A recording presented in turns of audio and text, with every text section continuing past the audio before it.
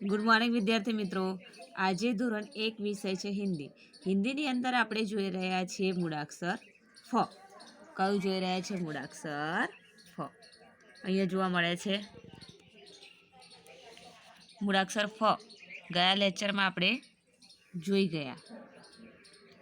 ફ સે ફળ। અહીંયા હતું કે ફ ઢૂંઢ કર ઉસ પર ગોળ બનાવો। ફ શોધીને તેના ઉપર ગોળ બનાવો। તો અહીંયા મૂળાક્ષરોમાંથી ફ શોધીને તેના પર આપણે ગોળ બનાવ્યું। પછી અહીંયા છે વાંચો ફ। રંગ પૂરો, ટપકાને જોડો।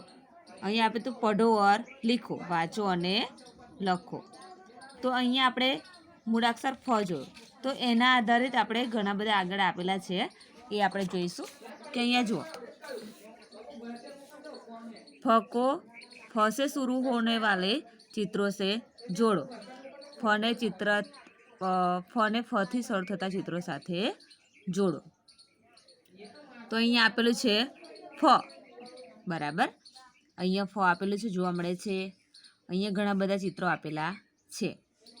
શું આપેલા છે? ચિત્રો જોવા મળે છે। અહીંયા જુઓ, પતંગ। શું આપેલું છે? પતંગ। અહીંયા આપેલો છે ફ। તો અહીંયા રાઉન્ડમાંથી આપણે ચિત્ર જોવાના છે, બરાબર।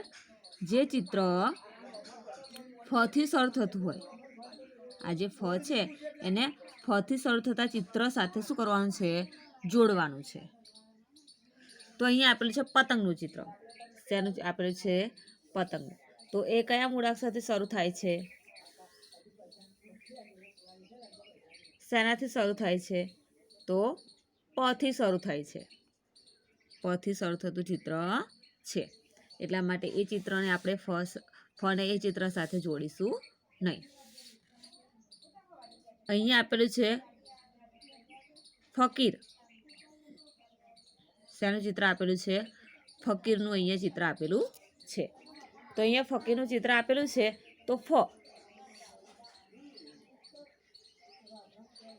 ફકીરનું ચિત્ર આપેલું છે, તો એ શેનાથી શરૂ થતું ચિત્ર છે?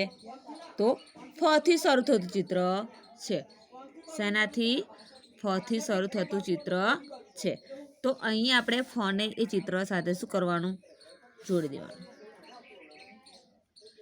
જોડી દીધું। ફને ફકીરના ચિત્ર સાથે જોડ્યું, કારણ કે એ ફથી શરૂ થતું ચિત્ર છે એટલા માટે, બરાબર। હવે અહીંયા જુઓ, અહીંયા શાનું ચિત્ર આપેલું છે? નળ। શાનું ચિત્ર આપેલું છે? નળ। નળનું ચિત્ર આપેલું છે। તો અહીંયા ફને એ નળ સાથે, નળના ચિત્ર સાથે જોડીશું, બરાબર। આ ચિત્ર સાથે જોડીશું તો ના, કારણ કે એ શેનાથી શરૂ થતું ચિત્ર છે? નથી શરૂ થતું ચિત્ર છે। શેનાથી? નથી શરૂ થતું ચિત્ર છે, એટલા માટે આપણે એ ચિત્રને ફને એ ચિત્ર સાથે જોડીશું નહીં। હવે જુઓ, અહીંયા આપેલું છે ફણ, બરાબર। ફણનું ચિત્ર એટલે કે ફેણનું ચિત્ર આપેલું છે। ફેણનું અને ફેણ થયું ને। તો અહીંયા જુઓ, ફણ શું આપેલું છે? આ ફણ। તો એ ચિત્ર શેનાથી શરૂ થતું ચિત્ર છે? તો ફથી શરૂ થતું ચિત્ર છે, એટલા માટે આપણે ફને એ ચિત્ર સાથે જોડીશું, બરાબર। શું કરવાનું છે? ફને એ ચિત્ર સાથે જોડી દેવાનું છે। તો અહીંયા ફને એ ચિત્ર સાથે જોડી દઈએ।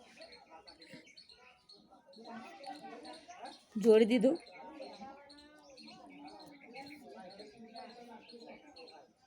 હવે જુઓ,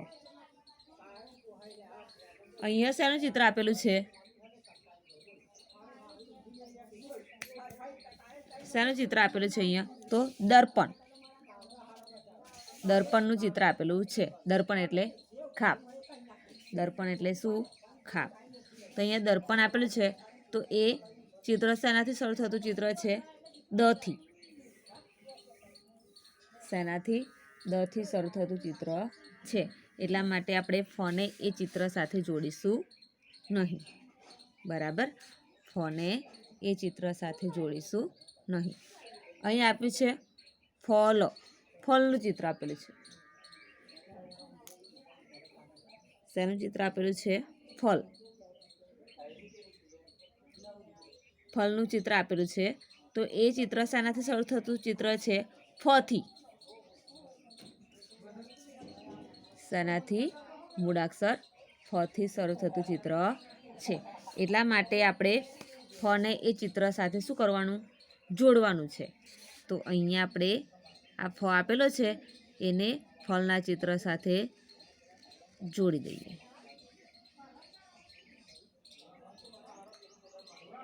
જોડી દીધું. હવે જુઓ ફરસા. ફરસાનું ચિત્ર આપેલું છે. શેનું ચિત્ર આપેલું છે? આ ફરસાનું ચિત્ર આપેલું છે. તો ફરસા. બરાબર? તો એ ચિત્ર શેનાથી શરૂ થતું ચિત્ર છે? તો ફ. ફ થી શરૂ થતું ચિત્ર છે. શેનાથી શરૂ થતું ચિત્ર છે? ફ થી. બરાબર? તો અહીંયા ફ આપેલો છે એને એ ફરસાને ચિત્ર સાથે શું કરીશું? આપણે જોડી દેવાનું. જોડી દીધું. જોડી દીધું કે નહીં? અહીંયા આપેલો છે પતંગનું. આ જોયું આપણે? પતંગના ચિત્ર સાથે આપણે ફને જોડવાનું નથી. તો અહીંયા શું કર્યું આપણે કે ફને ફ થી શરૂ થતા ચિત્ર સાથે જોડો. તો આપણે ફને ફ થી શરૂ થતા ચિત્ર સાથે શું કર્યું? જોડી દીધું. ફકીર. તો એ ફ થી શરૂ થતું ચિત્ર છે એટલા માટે આપણે ફને ચિત્ર સાથે જોડ્યું. અહીંયા આપ્યું છે ફણ. તો એટલે ફણ ફ થી શરૂ થતું ચિત્ર છે એટલા માટે ફને એ ચિત્ર સાથે આપણે જોડી દીધું. અહીં આપ્યું છે ફળ. તો એ પણ ફ થી શરૂ થતું ચિત્ર છે એટલા માટે ફને એ ચિત્ર સાથે જોડ્યું. પછી અહીંયા આપ્યું છે ફરસા. ફરસાનું ચિત્ર આપેલું છે. તો એને પણ ફ થી શરૂ થતું ચિત્ર છે એટલા માટે જ અહીંયા ફ થી આપણે એ ચિત્ર સાથે જોડી દીધું છે. બરાબર? તમારે પણ તમારી બુકની અંદર પેજ નંબર 44 પર આપેલું છે. કયા પેજ નંબર પર? પેજ નંબર 44 પર આપેલું છે. એ પણ તમારે આવી રીતે મૂળાક્ષર ફને ફ થી શરૂ થતા ચિત્ર સાથે શું કરવાનું છે? જોડવાનું રહેશે. અહીંયા આગળ જોઈએ આપણે. ફ કે નીચે રેખા ખીંચો. ફ કે નીચે રેખા ખીંચો. ફની નીચે લીટી કરો. શું કરવાનું છે? ફની નીચે. અહીંયા શબ્દ આપેલા છે. બરાબર? કયા કયા શબ્દ આપેલા છે એ આપણે પહેલાં શું કરીશું? વાંચીશું. અહીંયા આપેલું છે કે ફકીર. ફકીર. ફકીર. જીરાફ. જીરાફ. ફસાદ. ફસાદ. ફરસા. ફરસા. શરીફ. શરીફ.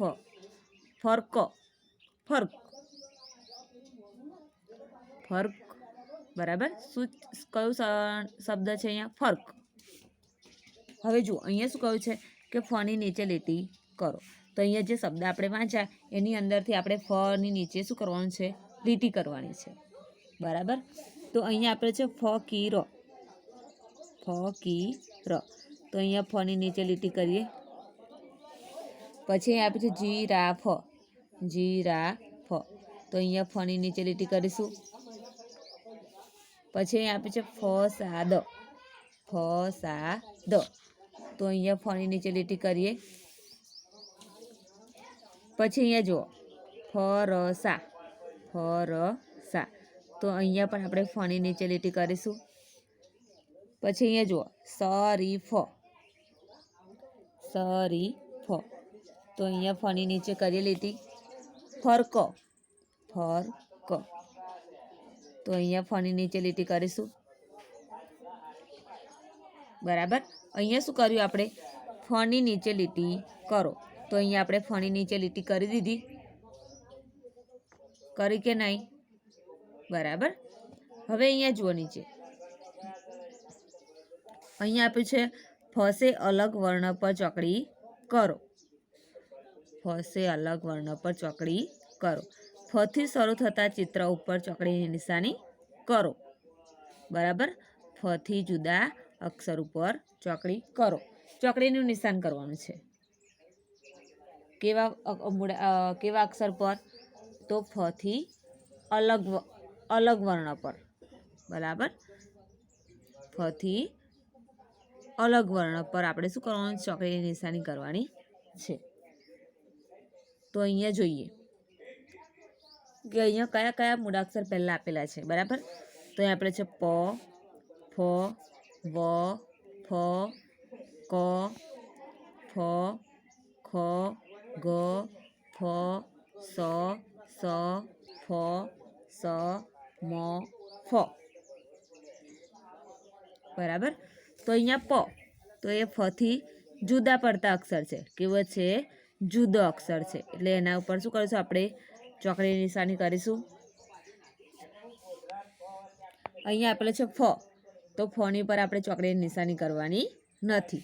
અહીંયા આપેલો છે વ, તો વની પર ચોકડીની નિશાની કરીશું.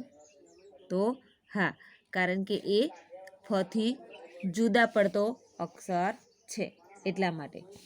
અહીંયા આપેલો છે ફ, તો ફની નીચે આપણે લીટી કરો. ફની ઉપર આપણે ચોકડીની નિશાની કરવાની નથી. અહીંયા આપેલો છે ક, તો કની પર ચોકડીની નિશાની કરીશું. તો હા, ત્યાં આગળ આપણે ચોકડીની નિશાની કરીશું, કારણ કે એ ફથી જુદો પડતો અક્ષર છે એટલા માટે.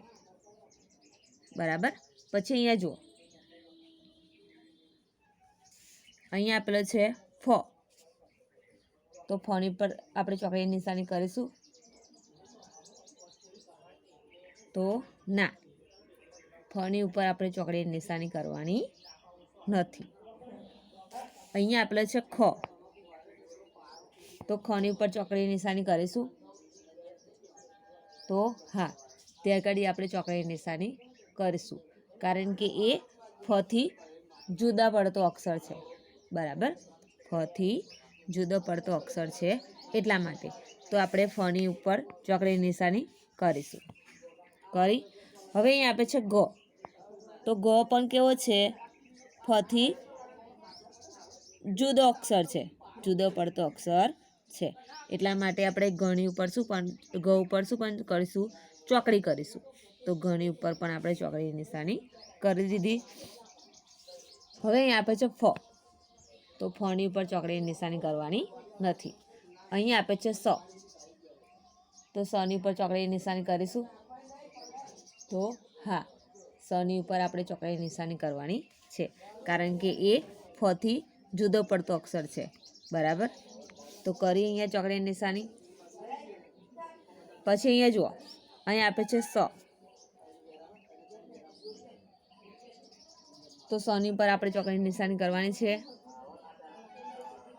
તો હા, ત્યાં આગળ આપણે ચોકડીની નિશાની કરવાની છે, કેમ કે એ ફથી જુદા પડતો અક્ષર છે એટલા માટે ત્યાં આગળ આપણે ચોકડીની નિશાની કરી દઈએ.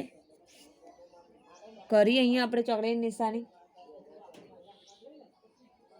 પછી કયો અક્ષર આપેલો છે? તો મૂળાક્ષર ફ, તો ફની ઉપર આપણે ચોકડીની નિશાની કરવાની નથી. અહીંયા આપ્યું છે સ, તો સ એ કેવો છે? ફથી જુદા અક્ષર પર, એટલે ફથી જુદો પડતો અક્ષર છે એટલા માટે અહીંયા આપણે ચોકડીની નિશાની કરવાની. અહીંયા જુઓ મ, તો મની પર ચોકડીની નિશાન કરવાની છે કે નહીં કરવાની? તો ચોકડીની નિશાની નહીં કરવાની છે કે નહીં કરવાની? તો ચોકડીની નિશાની કરવાની છે, કેમ કે એ ફથી જુદો પડતો અક્ષર છે એટલા માટે. તો અહીંયા ચોકડીની નિશાની કરી આપણે. પછી અહીંયા આપે છે ફ, તો ફની પર આપણે ચોકડીની નિશાની કરવાની નથી, કારણ કે એ મૂળાક્ષર ફ, તો ફથી જુદા પડતા અક્ષર હોય એની પર જ આપણે ચોકડીની નિશાની કરવાની છે. તો તમારે તમારી બુકની અંદર પેજ નંબર 44 પર બરાબર. ફની નીચે લીટી કરો અને ફથી જુદા પડતા અક્ષર પર ચોકડીની નિશાની કરો. એ તમારે કરવાનું રહેશે. હવે આગળનું છે આપણે આગળના લેક્ચરમાં જોઈશું. Thank you.